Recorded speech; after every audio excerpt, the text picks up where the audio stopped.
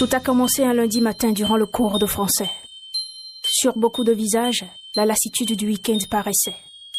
Monsieur X venait de nous soumettre à l'étude d'un poème. Il fallait analyser un test de Senghor alors qu'on était qu'en 6e. Du titre, je ne m'en rappelle plus, mais ce fut une parution des éditions Gallimard. Que pensez-vous de ce texte, fillettes et garçonnets flemmards? Monsieur X venait de nous le répéter de sa voix horrifiante. Alors je levai ma petite main. Une manie pour demander la parole en classe et en laquelle ma plume doit son chemin. Ce fut la toute première fois où l'expression me fut accordée de façon autonome. La fois innocente et ignorante de mon entrée dans un art libre aux mots et hors norme.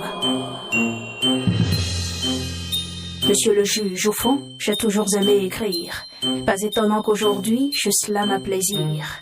Et même si vous me blâmez pour harcèlement textuel, je certifie sur l'honneur que de la plume je serai criminel. Depuis la 6e, je m'y suis donc adonné. Les mots m'ont modelé et je les ai adorés. Je me suis mise à écrire et cela façonnait ma rhétorique. Du lycée, j'étais devenue lasse de l'analyse syntaxique. J'écrivais donc pour plaire et pour me faire remarquer. Et à moindre contestation, je m'empressais de répliquer. Oui, je faisais du tort aux mots car je les pressais sans arrière-pensée pour en tirer du jus à offrir à satiété. Je les oppressais sans leur donner répit. Mais finalement, à l'université, je compris. Sans avoir étudié les lettres, le slam m'a croisé. J'ai appris à connaître les mots, à les respecter. Ce fut ainsi que j'appris à réécrire librement, mais aussi délicatement. Monsieur le juge, au fond, j'ai toujours aimé écrire. Pas étonnant qu'aujourd'hui, je slame à plaisir. Et même si vous me blâmez pour harcèlement textuel, je certifie sur l'honneur que de la plume je serai criminel. Monsieur le juge, aujourd'hui je dis pour émouvoir, car autant que les mots m'ont donné, autant je veux faire recevoir, partager ma vision des choses les plus sérieuses et les plus futiles, savourer ma joie d'être pour l'art d'écrire et de dire une proie utile. Monsieur le juge, mon art n'a point fait de victime, si ce n'est des déchus de la vie, du moins c'est ce que j'estime. Monsieur le juge, laissez ma plume et ma voix puis condamnez-moi. Jaugez mon art avant ma sentence, mais surtout, rappelez-vous que sans les mots, je n'aurais pas pu assurer moi-même ma plaidoirie. Le mot vous est à présent donné et je vous en remercie.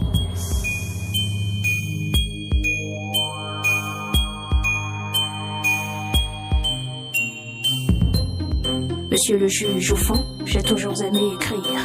Pas étonnant qu'aujourd'hui, je slame à plaisir. Et même si vous me blâmez pour harcèlement textuel, je certifie sur l'honneur que de la plume je serai criminel.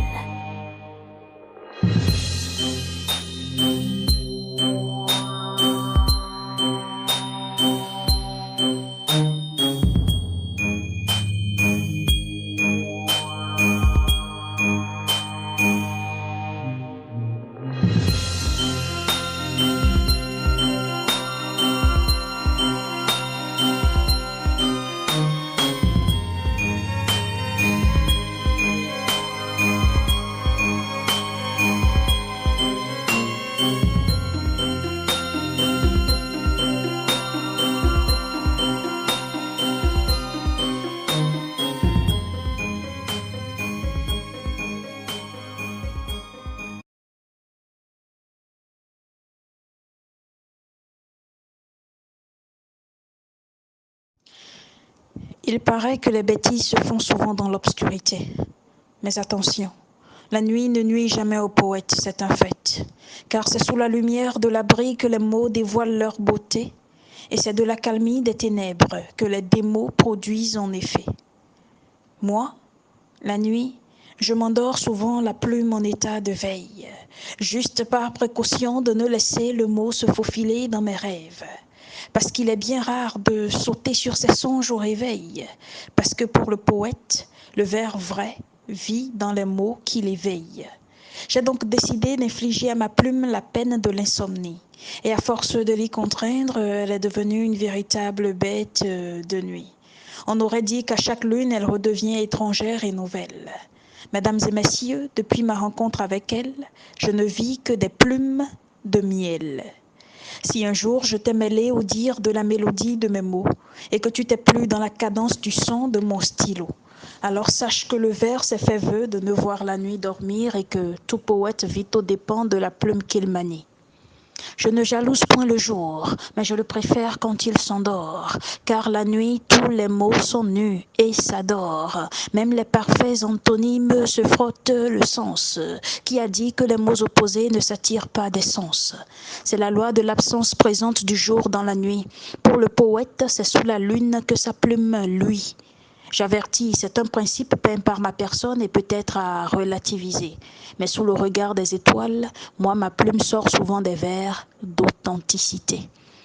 Lorsque la lune sourit aux cieux, moi, ma plume ouvre les yeux. En fait, la nuit, les mots sont plus en chaleur et sont prêts à tout. Qu'importe le sens, ils sont virils, même au 10e tour d'encre.